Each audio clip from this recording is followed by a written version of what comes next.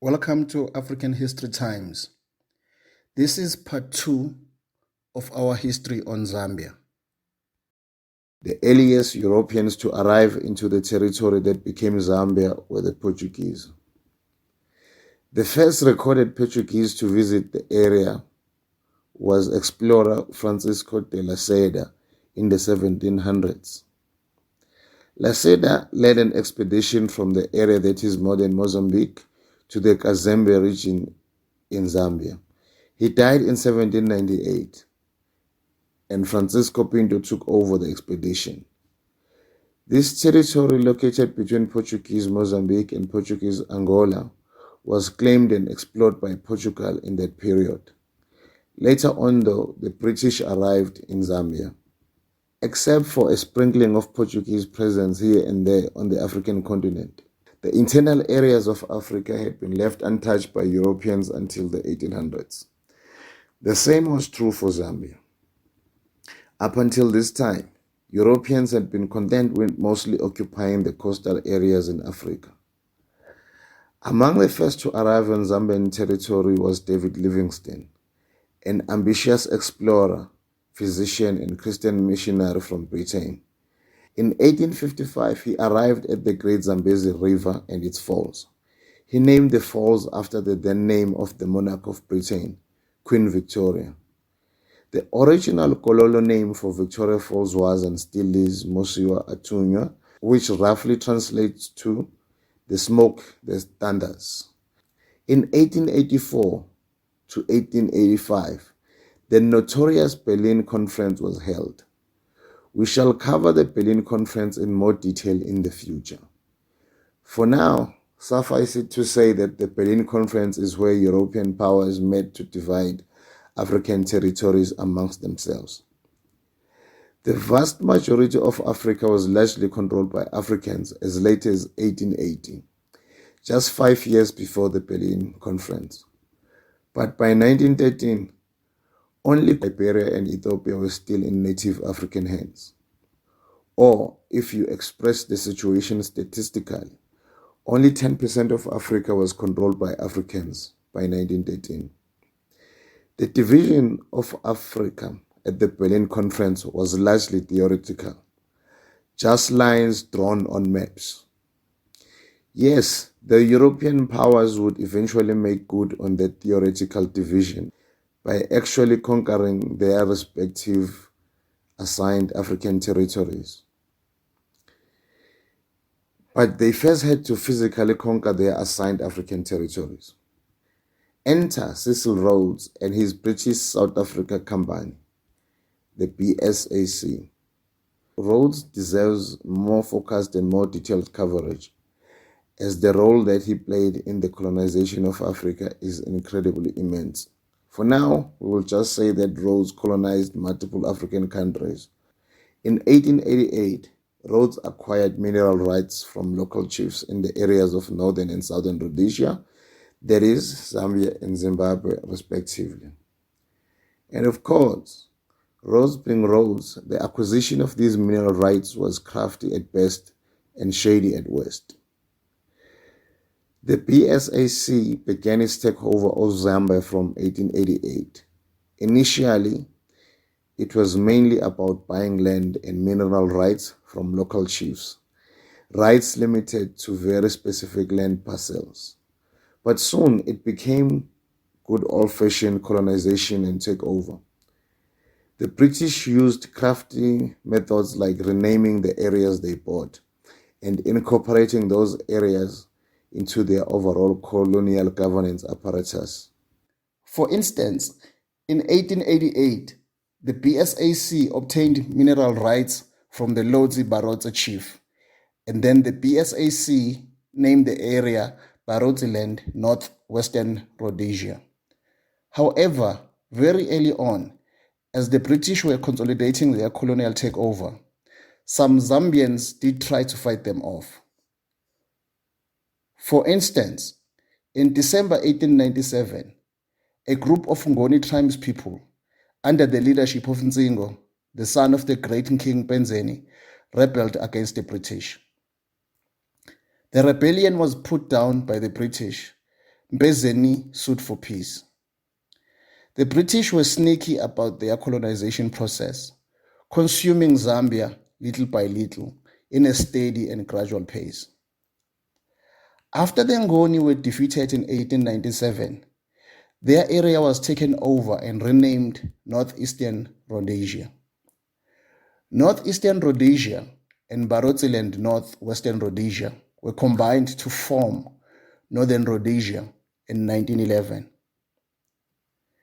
In 1924, the BSAC handed over Zambia to be run by the British government.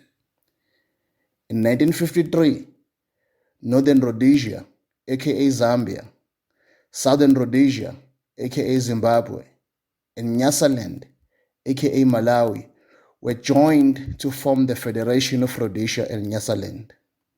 In 1924, the British government assumed control of Zambia, and the country was administered by the British Colonial Office. The country was sparsely populated and poor. Its borders had been decided by Europeans. In the 1920s and 30s, political awareness of the native peoples in Zambia started to grow to significant levels.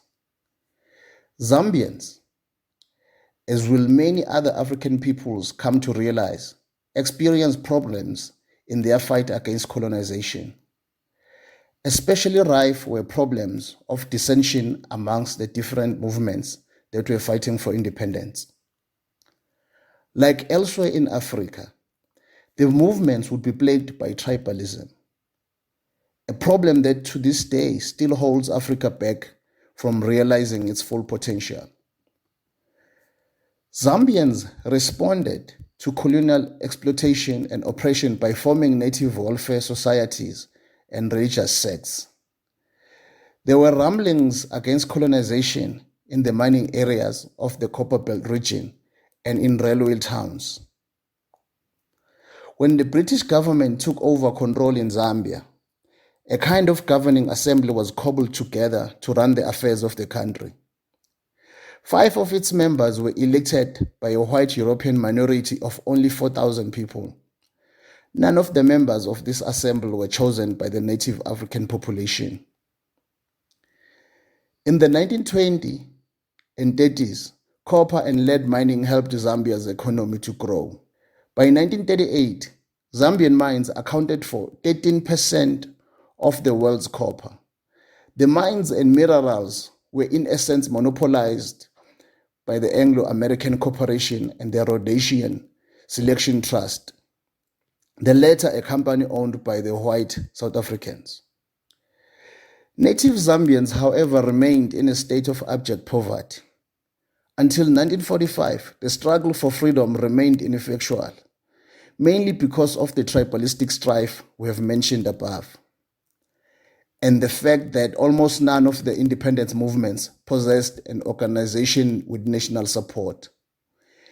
This changed in 1946 with the establishment of the North Rhodesian African National Congress, the NRANC.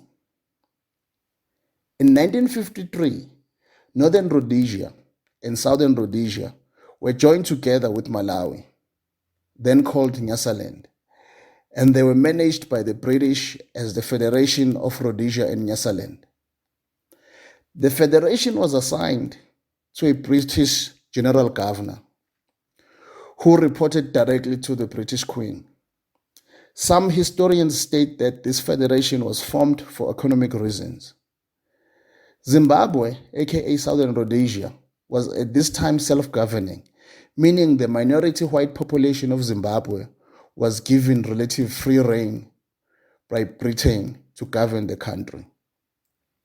In 1953, when the Federation of Rhodesia and Nyasaland was formed, the Zambia African National Congress, the ZANC, led the opposition against its formation and its existence.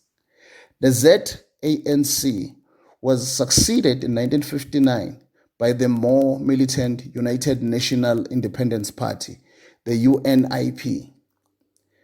The struggle for freedom in Zambia was complicated by European settlers and traders from India, as these groups received better treatment compared to the native Africans.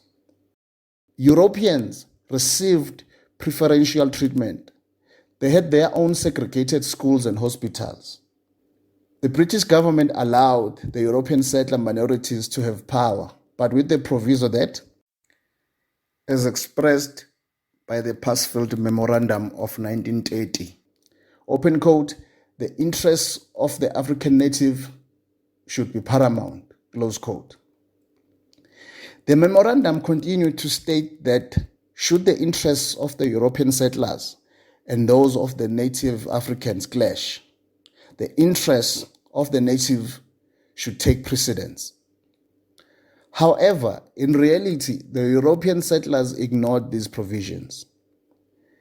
In fact, the Federation of Rhodesia and Nyasaland was formed partly because the white minorities in Zambia wanted to get more power by uniting with the other white minorities in southern Rhodesia, aka Zimbabwe, and Nyasaland, aka Malawi.